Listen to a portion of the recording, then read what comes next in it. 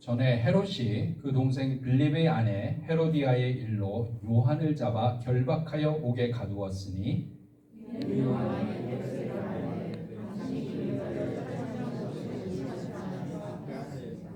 헤롯이 요한을 죽이려 하되 무리가 그를 선지자로 여김으로 그들을 두려워하더니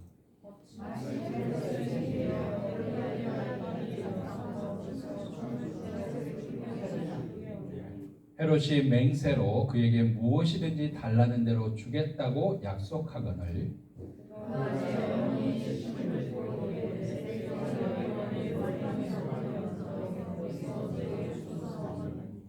왕이 근심하나 자기가 맹세한 것과 그 함께 앉은 사람들 때문에 주라 명하고 그 머리를 소관에 얹어서 그 소녀에게 주니 그가 자기 어머니에게로 가져가니라.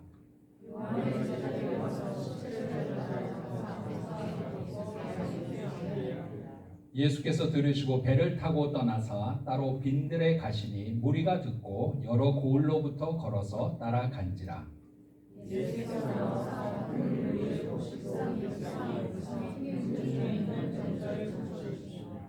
저녁이 되매 제자들이 나와 이르되 이곳은 빈들이요 때도 이미 저물었으니 무리를 보내어 마을에 들어가 먹을 것을 사 먹게 하소서.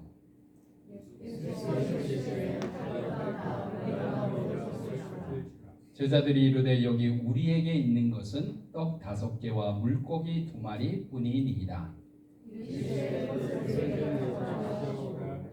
무리를 명하여 잔디 위에 앉히시고 떡 5개와 물고기 2마리를 가지사 하늘을 우러러 축사하시고 떡을 떼어 제자들에게 주시매 제자들이 무리에게 주니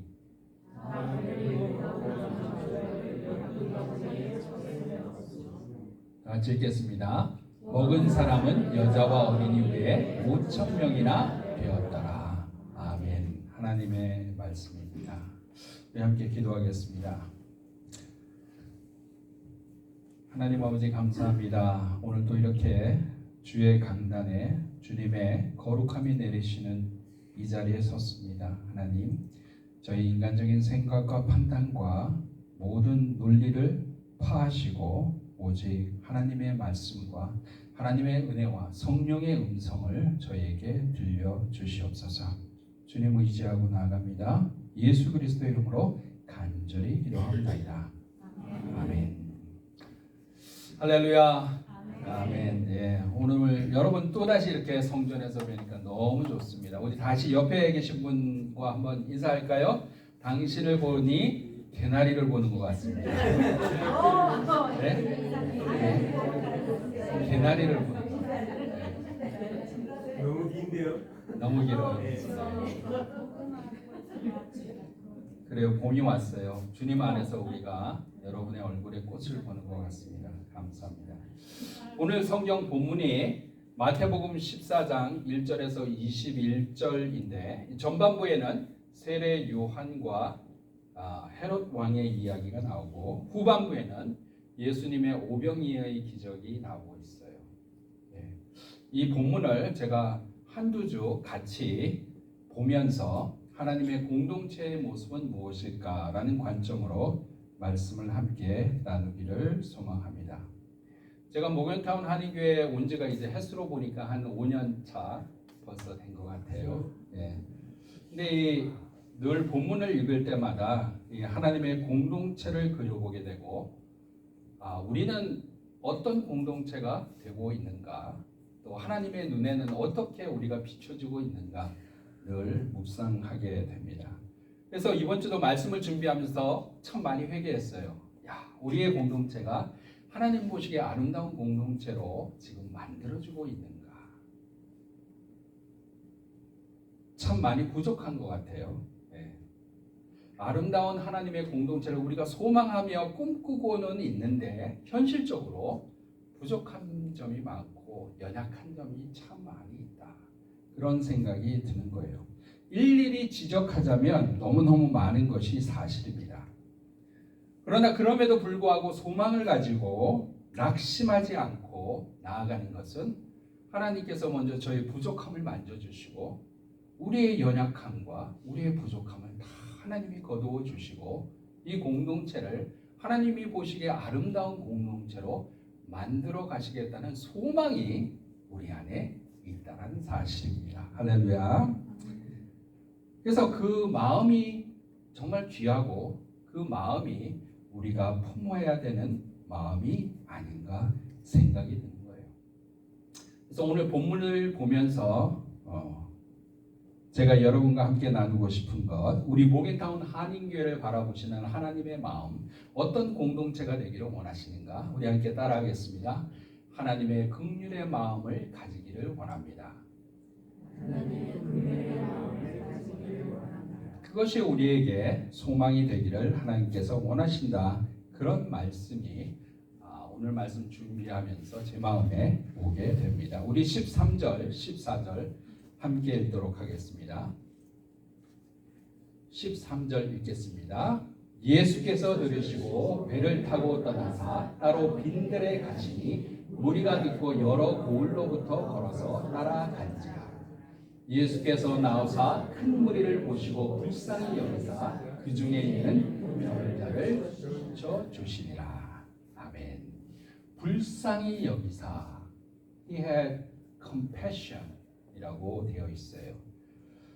예수님이 무리를 보시고 가지시는 마음이 어떤 마음이냐? 불쌍히 여기시는 긍휼의 마음을 가지시고 계셨다라고 성경이 기록하고 있습니다.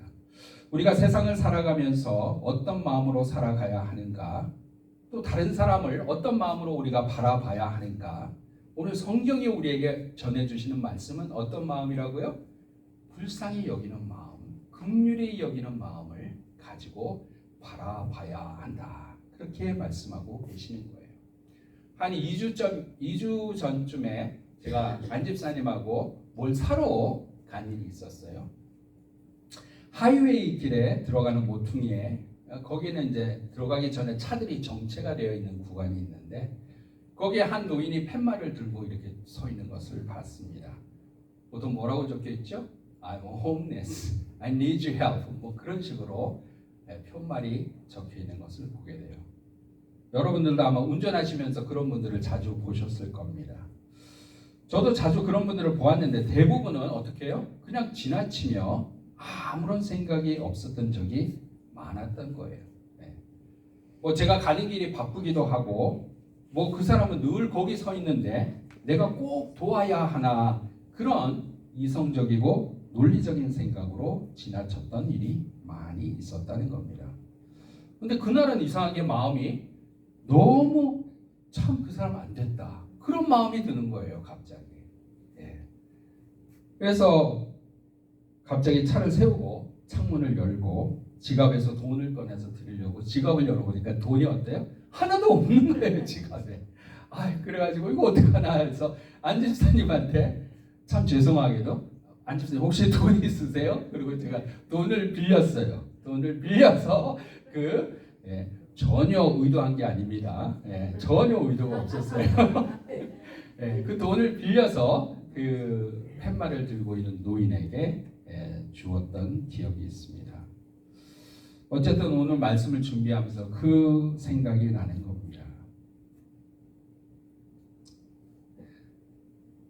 다시 생각되는 것이 말씀을 준비하면서 늘 아무 생각 없이 지나쳤던 그 하이웨이의 그분을 보면서 왜 갑자기 그런 불쌍한 마음이 제가 드는 것일까? 그런 마음이 퀘션으로 드는 거예요. 왜 갑자기 내 마음이 긍휼의 마음이 생겼을까? 도무지 이해가 안 되는 겁니다. 그래서 내린 결론이 뭐예요?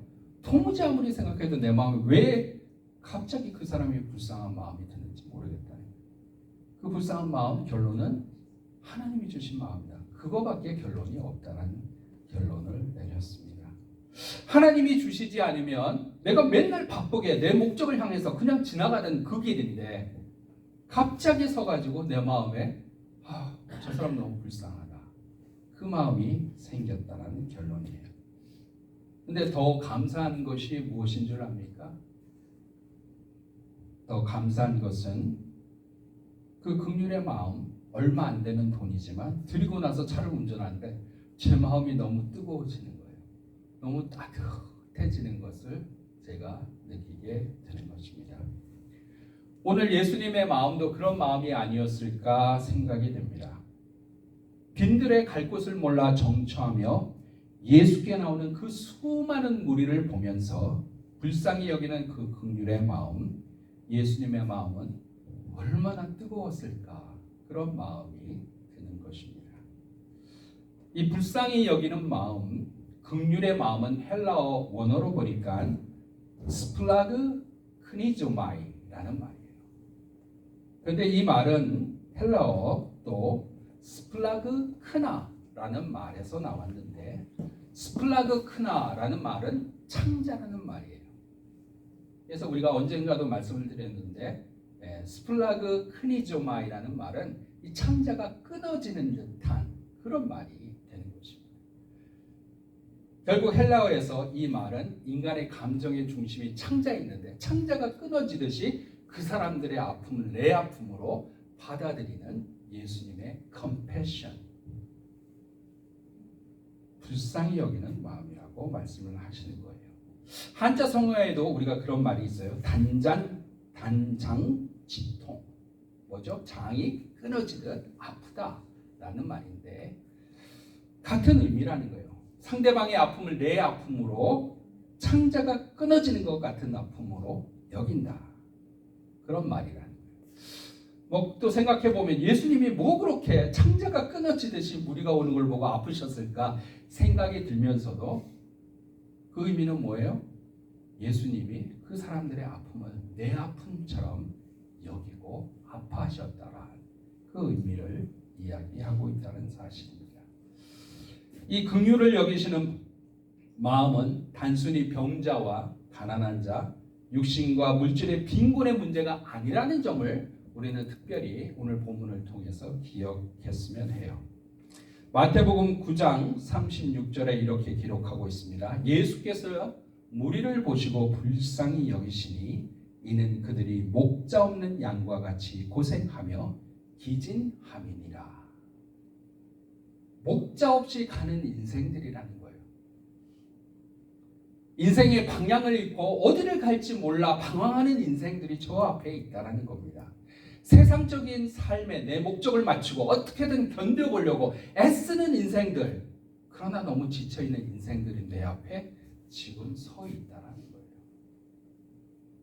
예수님은 그런 모든 인생들을 보고 불쌍히 여기는 마음을 가지셨다는 거예요. 그래서 가난한 사람뿐 아니라 여러분처럼 성공 가도를 달리시는 분들, 좋은 조건에서, 좋은 학교에서, 좋은 직장에서 여러분의 성공 가도를 다니는 사람들도 예수님의 불쌍한 마음, 긍휼의 마음이 필요하다는 사실을 우리는 기억해야 할 것입니다. 여러분, 우리가 겉으로는 다들 웃고 있어요. 그죠? 여러분 웃고 계시죠? 그러나 속으로는 우리가 외로울 때가 너무 많아요. 미래에 대한 두려움이 매일매일 저녁마다 여러분한테 엄습해 올 거예요. 여러분이 살아온 날에 상처들이 있어요. 그 상처를 해결하지 못하고 아직도 들고 가시는 분들이 많이 있는 거예요. 그래서 말에서 가시가 나와요. 그 사람은 늘 말이 저런가 보다 하지만 가만히 있던 사람이 트리거만 탁 튀면 갑자기 가시가 나와서 말이 거칠어져요. 그래서 사람들이 당황해야 합니다. 우리 모두가 그래서 뭐가 필요해요? 하나님의 긍휼이 필요한 사람들이다. 그것을 우리가 느끼게 되는 거예요. 지난주에 우리가 목장 모임을 했어요. 그러면서 3월 기도 제목, 그리고 여러분의 기도 제목들을 저희가 함께 나누었습니다. 목장별로 제가 보고를 받는데 쭉 읽어봐요. 여러분을 위해 기도를 하기 위해서 봤는데 참 다양한 기도 제목들을 올려주셨어요. 어떤 분은 기도 제목 내라고 하니까 저를 위해서 기도 제목을 해요. 목사님 건강하게 해주세요. 너무 감사합니다. 네, 너무 감사한데 여러분, 여러분의 기도 제목을 내셔야 제가 기도를 해드려요. 할렐루야. 네. 그래서 제가 보통 새벽 기도 큐티를 올리고 나서 여러분 기도 제목들을 보고 기도하는 시간을 갖습니다. 그래서 기도를 쭉 하는데 여러분 제가 제일 먼저 드는 생각이 뭔지 아세요? 야, 기도할 제목이 이렇게 많구나 그 생각이 들었어요. 여러분의 기도 제목을 한번 그냥 쭉 읽고 지나가서 기도하는데 30분이 걸려요. 그리고 그 기도 제목에 한두 마디 더 넣으면 얼마가 걸리냐면 1시간이 걸리더라고요.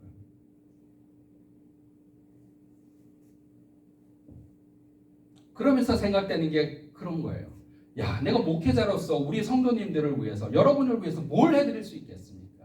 뭘 하는 게 과연 좋은 거예요? 기도해드려야지. 하나님의 은혜가 여러분의 삶 가운데 임하시기를 기도하는 일이 가장 저에게 중요한 일 아니겠어요? 그래서 더 기도해야겠다 그 생각이 드는 거예요. 그리고 또한 여러분 기도하면서 마음에 오는 것이, 제가 여러분 그 속사정은 다 알지는 못합니다. 근데 그 기도 제목 보면 여러분의 그 간절함이 보이는 거예요. 여러분의 아픔도 보여요. 여러분의 눈물도 보여요. 특별히 우리 청년들 그 한국 땅을 떠나서 이 먼 미국 땅까지 오지 않았어요? 인생의 미래를 바라보고 여러분이 여기 왔는데 얼마나 가족이 그립겠어요.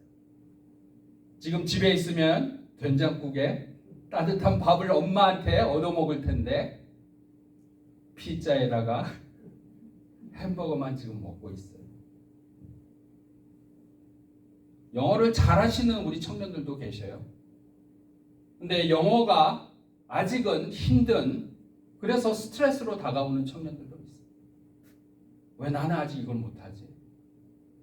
여러분이 아마 밤만 되면 짜증도 나고 화도 나고 마음이 낙심될 때도 있다는 거예요.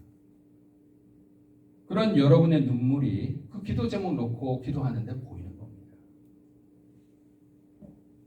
우리 장년부는 안 그렇겠어요? 우리 장년부는 인생에 있어서 산전수전, 공전전 다 겪으신 분들이에요. 그죠? 그래서 눈물이 없어요. 안 그렇습니까? 난 그게 좋은 건지 안 좋은 건지 잘 모르겠어요. 네.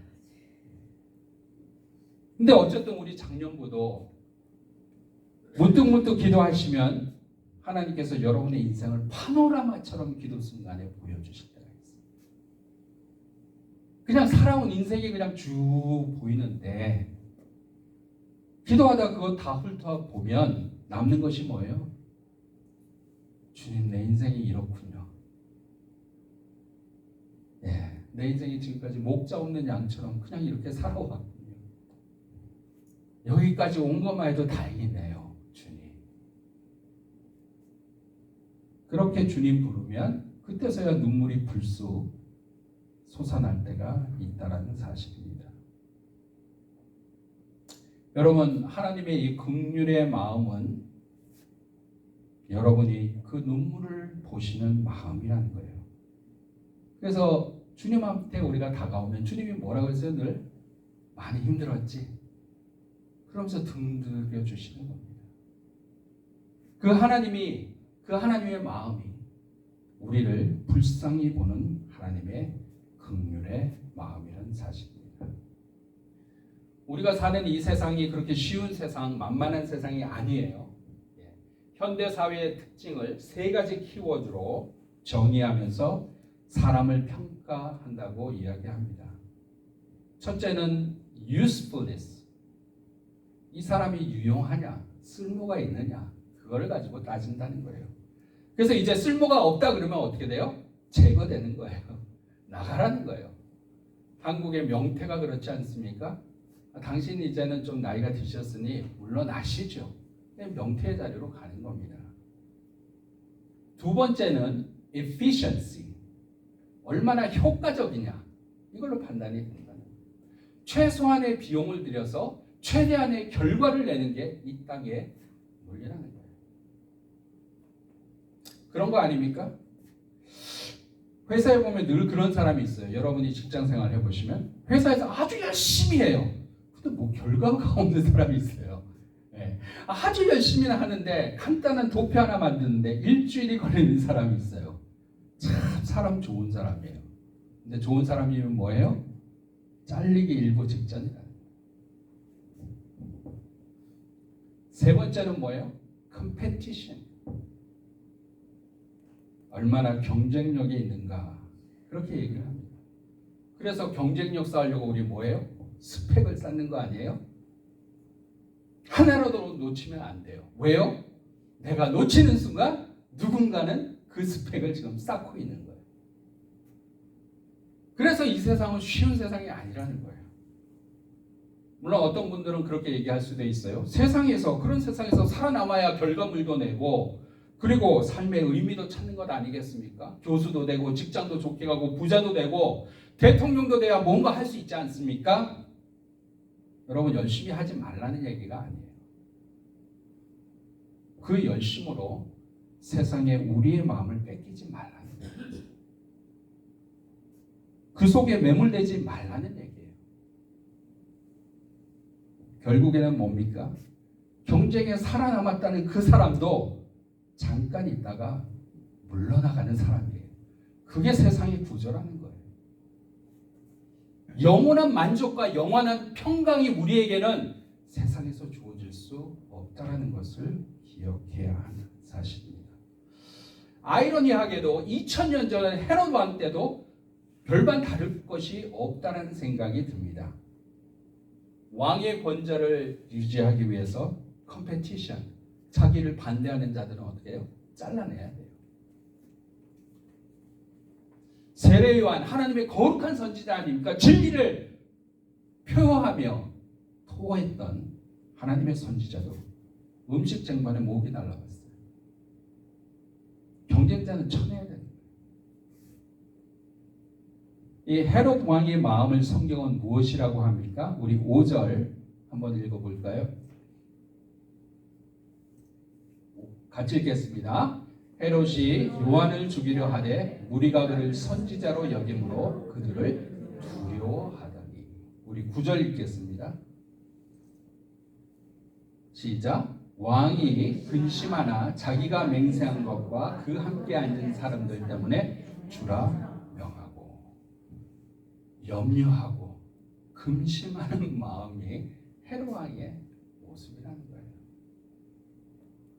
무엇을 두려워하고 무엇을 근심하느냐? 성경은 사람의 눈을, 다른 사람의 평가를 두려워했다고 말씀하고 계시는 겁니다. 언제 누가 자기 자리를 대신해서 자기를 제거하고 왕의 자리를 차지할지 몰라서 불안해하는 겁니다. 말 실수는 하지 않을까? 누가 트집은 잡지 않을까? 두려운 겁니다. 여러분 특별히 이 불안감이 극대된 이유는 헤롯이 이방 사람이에요. 헤롯은 에돔 사람이에요. 에돔 사람이 지금 어디에 앉아 있어요? 유대인의 왕으로 앉아 있어요. 그리고 유대인을 다스리고 있어요. 언제 유대인이 공기를 일으켜서 자기를 반대할지 모른다는 두려움에 떨고 있던 사람이 헤롯 왕이었던 겁니다. 그 헤롯의 잔치에 앉아 있는 사람은 어떻습니까? 아무도 진리를 얘기하지 않아요. 아니 어떻게든 왕에게 좋은 말을 해서 귀에 좋은 말을 해서 그 자리를 유지하는 것이 자기의 목적입니다. 산에 진미가 다 있어요. 경제적인 안정이 있어요. 사회적 위치가 있어요. 권력을 가지고 있어요. 그 자리에서 왜 내려옵니까? 어떻게든 붙어 있어서 그 자리를 유지하려고 하는 거예요. 그러나 그 자리는 어떻게 해요? 세례 요한, 하나님의 거룩한 선지자가 목 빼는 자리예요. 그 자리에서 뭐예요? 꿀먹은 벙어리로 그냥 앉아있는 거예요. 사람의 말과 사람의 눈을 두려워할 때는 우리 안에는 불안감밖에 없다는 사실이에요. 목회도 마찬가지입니다. 참 하나님께 감사한 것 중에 하나가 늘 기도하면 하나님께서 저에게는 그런 말씀을 하세요. 사람을 두려워하지 말고 하나님만 바라봐라. 사람을 기쁘게 하지 말고 하나님을 기쁘게 하라. 그 사람한테 주눅들지 말라. 나에게 마음을 맞춰. 그 마음을 주세요. 그래서 저는 목회할 때 사람을 두려워하지 않고 사람에게 초점을 맞추지 않아요. 하나님께서 우리에게 주시는 그 마음, 그것이 무엇인가를 늘 고민하게 된다는 사실이에요. 여러분, 세상 안에는 두려움과 근심에 우리가 늘 쌓이게 되는 겁니다. 그럴 수밖에 없는 구조예요. 그러나 하나님 안에는 뭐가 있어요? 평강이 있습니다. 할렐루야. 하나님 안에는 두려움이 사라지는 거예요. 하나님 안에는 근심이 없어지는 거예요. 그것이 우리 하나님의 역사라는 사실을 우리는 기억해야 할 것입니다. 우리 14절 다시 한번 읽어보도록 하겠습니다. 14절입니다. 같이 읽겠습니다. 예수께서 나오사 큰 무리를 보시고 불쌍히 여기사 그 중에 있는 병자를 고쳐 주시니라. 아멘. 불쌍히 여기신 다음에 어떻게 하시느냐? 치유의 역사를 일으켜 주시는 거예요. 여러분, 긍휼의 마음은 마음으로만 머무르면 안 돼요. 아, 불쌍해. 거기로 끝나면 안 돼요. 그 마음을 들고 어떻게 해요? 치유의 자리로 가서 그 사람을 붙잡고 안고 그 사람과 함께 기도해주며 울면서 그를 일으켜주는 그 역할까지 우리가 가야 한다는 사실입니다. 하나님, 내가 손 붙잡고 있는 이 사람 안에 아픔이 있는 걸 내가 봅니다. 이 사람 아픔의 가시가 너무 깊어가지고 이 사람이 너무 힘들어해요. 하나님, 치유하여 주시옵소서. 거기까지 가야 돼요. 하나님, 이 사람 너무 삶이 불안해해요. 왜 저렇게 불안해하지? 저 사람 하나님, 저 불안감에서 자유함을 얻게 해주세요. 평강을 얻게 해주세요. 저 사람 좀 일으켜주세요. 그 기도하는 데까지 우리가 나아가야 한다는 사실이에요. 아멘. 오늘 14절 본문에서 이 놀라운 사실 중에 하나가 무리를 보시고 했는데 저는 그게 보여요. 예수님이 그 큰 무리 속에서 한 사람 한 사람 다 보고 계신 5,000명이 넘는 사람 속에서 그 한 사람의 얼굴을 그냥 지나치는 시선이 아니고 꿰뚫어 보고 계시다. 그 사람의 얼굴을 꿰뚫어 보고 그 사람의 인생을 보시고 불쌍히 여기는 마음을 가지셨다. 그 사람 한 사람 한 사람 바라보시고 치유하셨다는 겁니다. 참 두려운 말씀이 아닐 수 없습니다. 예수님은 똑같아요. 우리 이렇게 다 앉아있지만 여러분 한 사람 한 사람의 그 속마음을 다 들여다보시고 계시다는 거예요.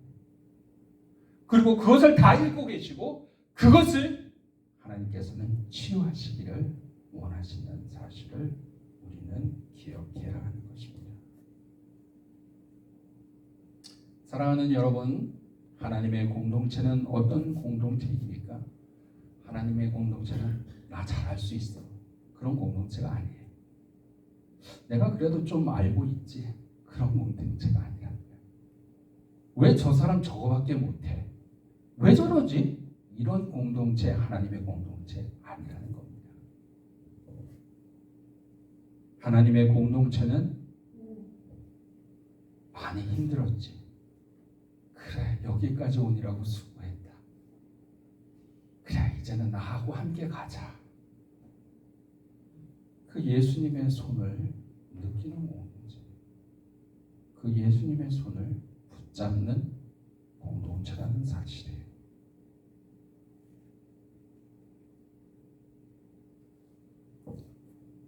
우리가 일주일 이제 앞으로 또 살아갑니다. 이 살아가는 일주일 어떤 마음으로 우리가 살아갈 것인가? 우리 함께 따라하도록 하겠습니다. 예수님의 눈으로 바라보자. 여러분이 예전에는 그냥 스쳐 지나갔던 사람이 바로 옆에 있을지 몰라요. 이번 일주일은 그 사람을 예수님의 마음으로 바라보세요. 우리 이재선님 알아요? 예수님은 네. 저 사람은 원래 저런 사람이야. 그렇게 바라보지 마시고 주님, 저 사람 안에 제가 모르는 뭐가 있을 거예요. 그거 주님은 보고 계시죠. 하나님, 나도 그거 보기에 주님 도와주시옵소서. 그리고 그 사람이 주님의 손길 필요하다면 하나님 고쳐주시옵소서. 그렇게 기도하는 여러분이 되기를 소망합니다. 우리 또 한번 따라하겠습니다. 우리의 긍휼을 미루지 말자. 여러분, 이번 일주일 여러분이 또 살아가시면서 특별히 여러분의 기도하실 때 떠오르는 한 사람이 있을 거예요. 그 사람 떠오르면 그냥 카톡에 잘 지내? 괜찮아? 그렇게 날리는 것 두려워하지 마세요. 아유 뭐 나 바쁜데 괜히 또 했다가 오해 사면 어떡해. 하지 마. 그렇게 하지 마시고 그냥 괜찮아 하고 보내는 거예요. 마음에 하나님이 주시면 그래? 괜찮니? 잘 지내? 그냥 보내는 겁니다. 여러분이 간단하게 보낸 그 괜찮아가 그 사람에게는 그 일주일에 가장 필요했던 말일지도 모른다는 사실이에요. 우리 한 번 더 따라하겠습니다. 우리의 한계와 연약함을 인정하길 두려워하지 말자. 여러분 요즘 시대는 약하게 보이는 것을 싫어하는 시대입니다. 그래서 우리는 늘 강한 척해요. 그래서 뭐 도움을 받는 것을 별로 이제 좋아하지 않아요. 그죠? 우리의 컬처가. 그래서 우리가 기도를 해도 뭐예요? 늘 강하게 해달라고 기도해요. 주시옵소서 기도. 주시옵소서 하는데 뭐 하냐요? 강하게 되어서 어떻게 해요? 이거 이겨나가게 해주십시오. 늘 기도가 그래요. 강하게 돼요. 근데 이번 주는 어떻게 해요? 우리 연약함과 우리의 한계를 고백하는 기도하죠. 어떻게 합니까? 하나님 나 죽게 되었어요. 나 죽을 것 같아요. 그렇게 기도하세요. 하나님 나 조금만 더 견디다가는 완전히 무너질 것 같아요. 나 무너져 버릴 것 같아요. 그렇게 기도하시라.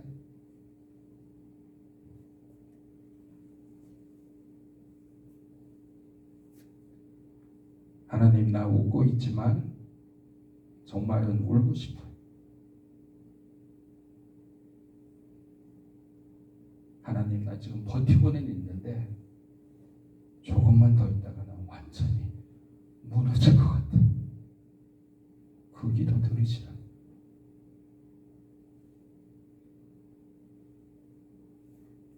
헤롯의 잔치자리에서 막 견디려고 그렇게 있으시지 마시고 빈들로 나가서 예수님의 손을 잡으라.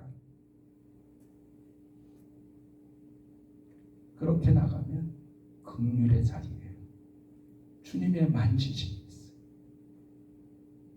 울어도 좋고 실패했어도 좋고 오직 주님의 그 자리 나가면 그래 고생했다. 내가 너와 함께할게.